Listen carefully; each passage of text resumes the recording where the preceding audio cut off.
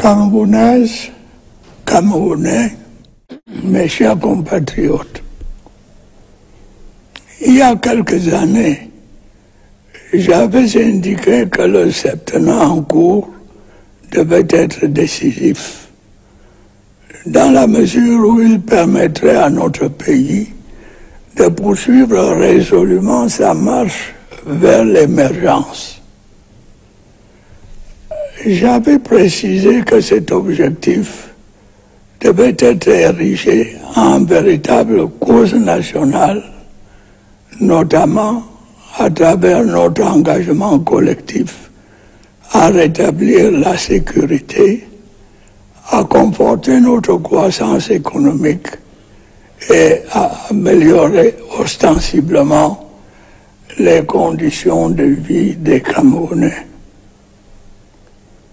Un regard rétrospectif sur les années qui se sont écoulées depuis lors permet de constater que des avancées considérables ont été accomplies dans chacun de ces domaines. La sécurité, condition essentielle du progrès économique et social, a été et reste au centre de nos priorités. Grâce à l'action conjuguée de nos forces de défense et de police, des autorités administratives et des populations, notre pays est resté stable, malgré un environnement international particulièrement troublé. Certes, quelques-unes de nos localités demeurent confrontées aux attaques lâches des groupes terroristes et à la grande criminalité. Je puis cependant vous assurer que tout est mis en œuvre pour assurer une paix durable sur toute l'étendue de notre territoire. La criminalité dans nos centres urbains et dans nos zones rurales est combattue vigoureusement par les forces de maintien de l'ordre, à qui je souhaite adresser ici tous mes encouragements. Je me réjouis tout particulièrement des progrès enregistrés dans le combat contre le groupe terroriste Boko Haram. Les opérations menées ces dernières années par nos forces armées dans la région de l'extrême nord ont permis de réduire fortement les capacités de nuisance de ces terroristes qui en sont maintenant réduits à ne s'attaquer qu'à des civils innocents. J'observe par ailleurs que le processus de reconstruction des régions du nord-ouest et du sud-ouest progresse, en dépit des atrocités commises par quelques bandes armées qui continuent leurs exactions, principalement contre la population civile.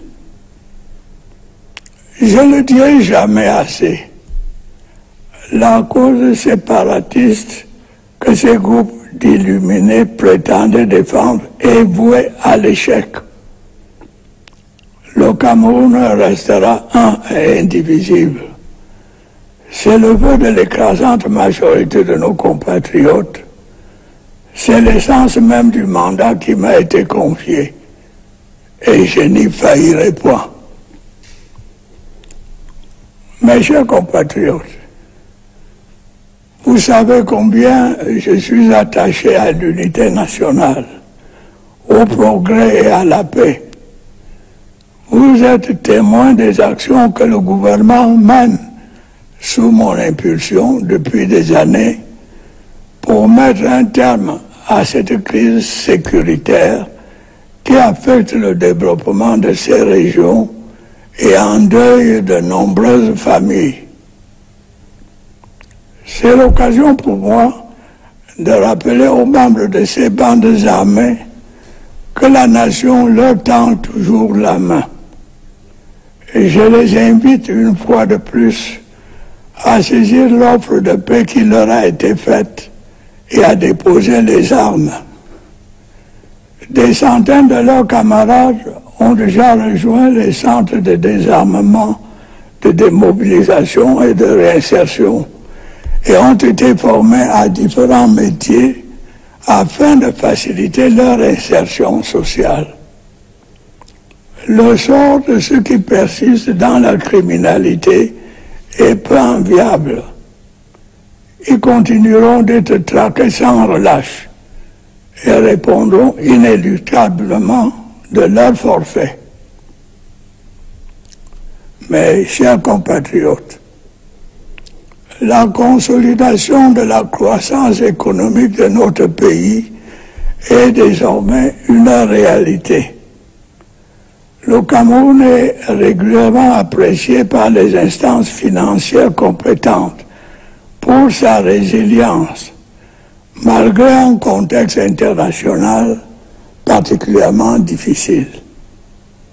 En effet, nous n'avons pas été épargnés ces dernières années par une série de chocs exogènes. La guerre en Europe de l'Est, les conflits au Proche-Orient, la morosité du marché des capitaux et des matières premières, les perturbations climatiques, les tensions inflationnistes et les fluctuations des cours du pétrole ont ralenti nos perspectives de croissance. Mais, en dépit de cet environnement difficile, l'économie camerounaise a enregistré un regain d'activité, avec un taux de croissance estimé à 3,8% en 2024 et projeté à 4,1% en 2025. Les mesures prises pour limiter les comportements spéculatifs et accroître l'offre des produits de première nécessité ont contribué à réduire l'inflation de 7,4% en 2023 à 5% cette année. La maîtrise de l'inflation devrait se poursuivre en 2025 pour se situer à 4%. Dans l'optique de réduire le déficit de notre balance commerciale et de garantir notre souveraineté alimentaire, le plan intégré d'import-substitution agropastorale et halieutique que j'ai annoncé l'année dernière commence à produire des résultats visibles. Au cours de cette année, 452 tonnes de semences et 12 800 tonnes de farine ont été produites. Par ailleurs, notre répertoire de produits exportés s'étend désormais aux produits industriels, notamment à l'aluminium. Cette dynamique devrait connaître une accélération en 2025 à la faveur de la réforme de la Société nationale des investissements qui fait de cet organisme un véritable levier stratégique de promotion des investissements productifs au Cameroun. Le gouvernement a par ailleurs poursuivi les efforts de redressement et de transformation structurelle de notre économie à travers l'opérationnalisation progressive des zones économiques. Plusieurs initiatives ont été engagées dans ce sens, à l'instar de la zone industrielle intégrée du port autonome de Kribi. Celle-ci est dédiée à la transformation des matières premières telles que le cacao, le café et les verres. S'agissant du cas spécifique du cacao, la politique de promotion de l'excellence qualitative mise en œuvre ces dernières années a abouti à des niveaux de prix exceptionnels au profit des producteurs. De même, 2 zones économiques spécialisées dans la transformation du bois sont en cours de démarrage à Edea et à Bertois. Il y en a également du technopole agro-industriel de Ouassaba-Bouté par un Cotin, qui sera consacré à la production et à la transformation des céréales, des tubercules, du lait et de ses dérivés. Chaque jour qui passe, l'industrialisation de notre pays devient une réalité. L'ouverture dans la localité de Bipaga à Kribi de la plus grande usine de production de carreaux en Afrique centrale en constitue une preuve supplémentaire, avec à la clé la création de plus de 2500 emplois directs. Le dynamisme dans le secteur industriel s'est aussi traduit par l'entrée en service d'une 6e cimenterie au Cameroun, entraînant la baisse des prix du ciment. Il est incontestable que l'essor de ce secteur constitue la clé de voûte de l'émergence économique à laquelle notre pays aspire légitimement. Les perspectives de développement du riche potentiel dont nous disposons dans le secteur minier sont elles aussi porteuses d'espoir. Le démarrage de l'exploitation des gisements de fer de Kribi-Lobé, Bipindi, Grand Zambi et Mbalam Nabeba est imminent. C'est aussi le cas de la bauxite de Mini-Matap, dont la convention d'exploitation a été signée au mois de juillet dernier. Je suis persuadé par ailleurs que la maîtrise des circuits de commercialisation de nos minerais va accroître le volume des ressources financières nécessaires à la réalisation de nos projets de développement. Mes chers compatriotes, depuis mon accession à la magistrature suprême, l'amélioration des conditions de vie des Camerounaises et des Camerounais n'a jamais cessé d'être au centre de mes préoccupations. Sous mon impulsion, des efforts significatifs ont été consentis par les pouvoirs publics afin de garantir à nos populations un accès satisfaisant aux services sociaux de base. La forte poussée démographique que connaît notre pays a certes pu relativiser l'impact de ces efforts en raison d'une demande de plus en plus croissante. C'est pourquoi le gouvernement n'a cessé, sous mon autorité, d'accorder une attention particulière à la réalisation de projets qui contribuent à rendre meilleur le quotidien de chaque citoyen. Tel est notamment le cas de la fourniture en énergie électrique, dont l'importance pour le développement des activités économiques et la vie des ménages n'est plus à démontrer. L'offre en la matière a connu une amélioration substantielle grâce à l'achèvement cette année des travaux de construction de l'usine de pied du barrage de Lompangar et à la mise en service du barrage de Nachtigal. Le volume des investissements dans ce secteur stratégique est appelé à s'accroître à la faveur de la maturation de plusieurs projets hydroélectriques et photovoltaïques. Pour ce qui est des zones rurales notamment, la 4e phase du projet d'électrification des 1000 localités par l'énergie solaire va se poursuivre. Il en est de même de la construction de 360 centrales solaires dans les unités administratives non encore électrifiées. La réalisation de ces projets et le raccordement des réseaux interconnectés sud et nord permettra à terme de réduire les délestages et de résorber la fracture énergétique entre les régions méridionales et septentrionales de notre pays. L'approvisionnement en eau potable constitue également un défi majeur que le gouvernement s'est attelé à relever ces dernières années avec une détermination louable.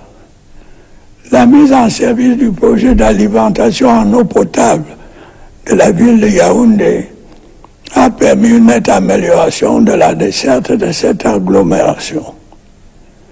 Une campagne de branchement de 8000 ménages au réseau d'eau potable a conséquemment été lancée dans cette ville.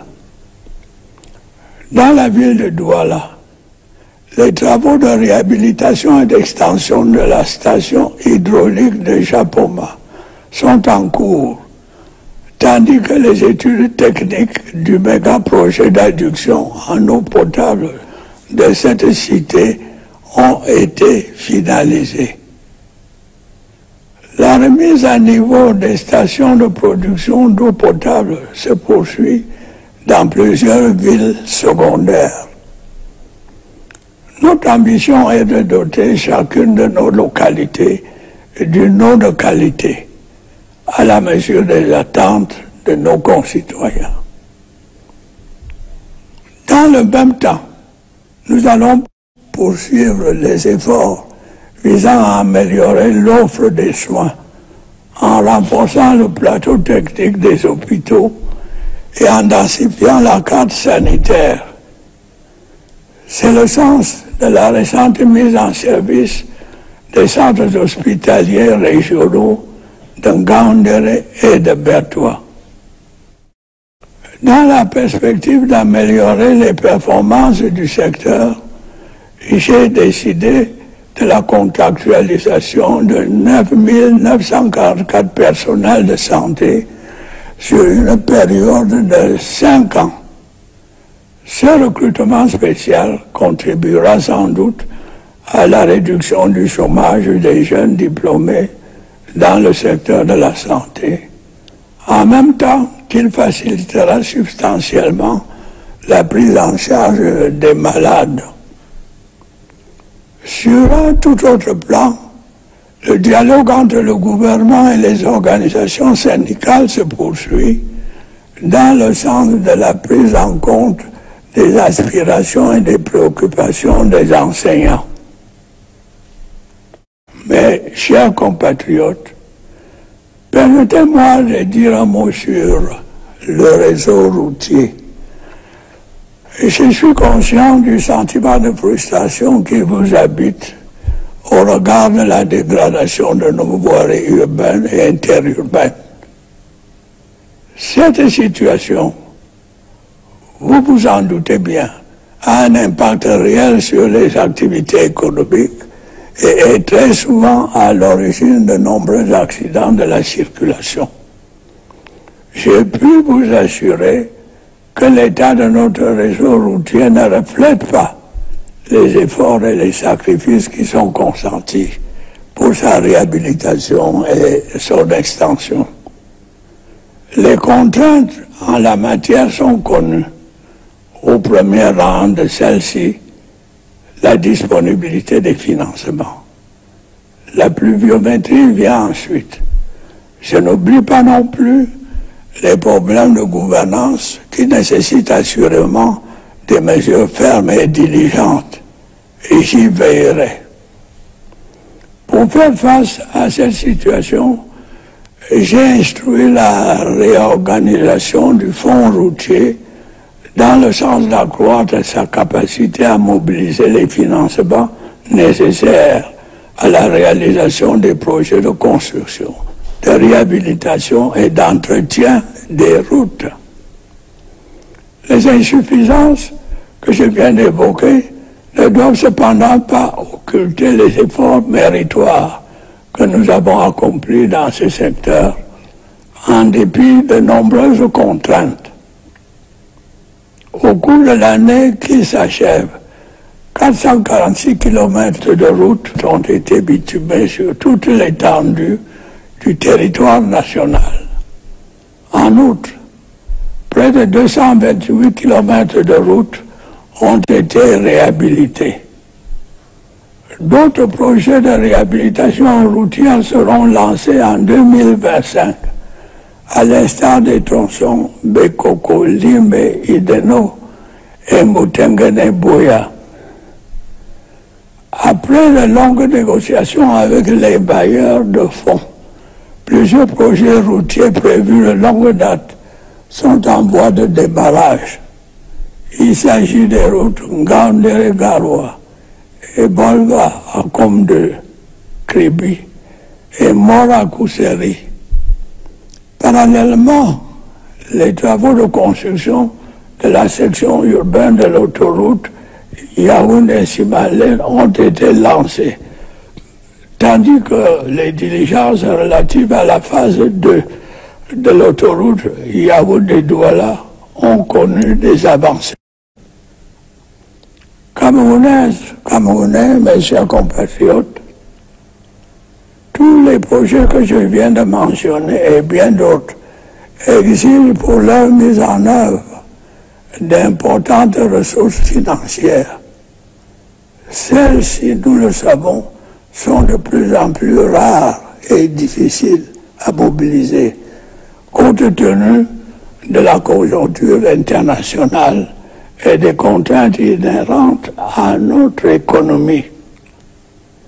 Si nous voulons atteindre les objectifs de développement que nous nous sommes fixés, nous devons améliorer la gouvernance dans tous les secteurs d'activité.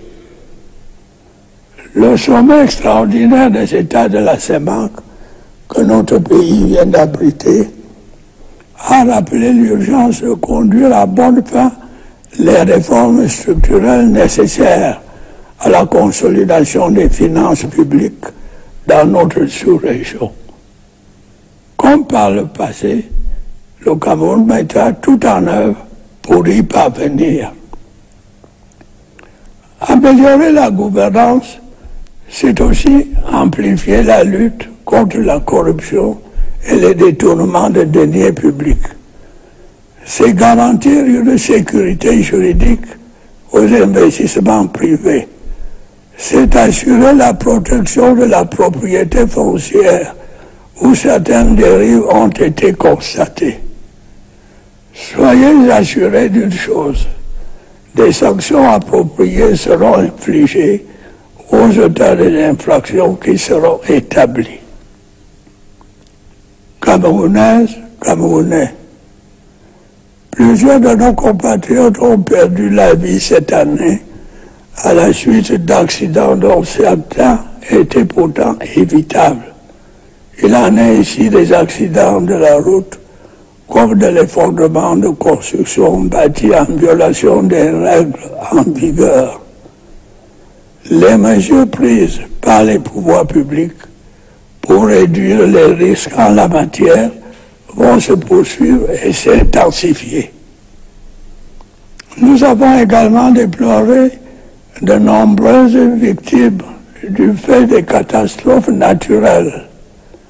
Le drame de la falaise de Tian et les inondations survenues dans la région de l'extrême nord témoignent des conséquences auxquelles nous exposent de plus en plus les changements climatiques. Bien que ces inondations soient pour la plupart difficilement prévisibles, il est impératif d'intensifier nos efforts pour prévenir ou réduire les dégâts qu'elles causent.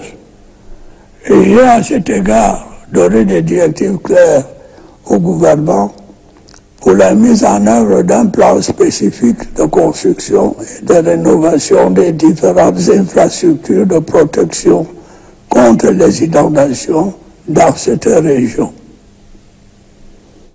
Mes chers compatriotes, l'année 2025 ouvre la voie à une nouvelle saison d'échéances politiques. Le calendrier électoral prévoit l'organisation de l'élection présidentielle et des élections régionales, comme par le passé. Ce sera un grand moment de la vie nationale. Saisissons cette opportunité pour consolider notre démocratie. J'en appelle à la maturité et à la responsabilité de tous les acteurs. Ils devront veiller à ce que le calme règne avant, pendant et après les élections. Je suis bien conscient que certains de nos compatriotes continuent d'éprouver des difficultés pour s'inscrire sur les listes électorales en raison du défaut de carte nationale d'identité. Nombre d'entre eux se trouvent également de leur propre fait en situation de double identité. J'ai ordonné les mesures nécessaires pour faire face à cette situation qui devrait être rapidement réglée. Camerounaises, Camerounais, l'année 2025 qui commence s'annonce pleine de défis. Je ne doute pas un seul instant qu'en restant le peuple uni et soudé que nous avons toujours été, nous ne soyons en mesure de les relever. Oui, mes chers compatriotes, nous saurons ensemble, comme par le passé, transformer ces défis en opportunités. Et nous continuerons ensemble notre marche déterminée vers le progrès dans la sécurité et la paix.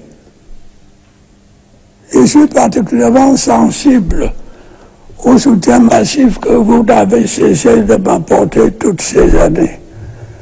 C'est la raison pour laquelle je n'ai jamais ménagé aucun effort pour répondre à vos aspirations. Votre confiance m'honore et me sert de boussole dans l'action que je mène à la tête de notre cher et beau pays. J'ai pu vous assurer que ma détermination à vous servir demeure intacte et se renforce au quotidien face à l'ampleur des défis auxquels nous sommes confrontés. Camerounaises, Camerounais, mes chers compatriotes, le moment est maintenant venu de vous souhaiter à toutes et à tous une bonne et heureuse année 2025. Vive la République, vive le Cameroun.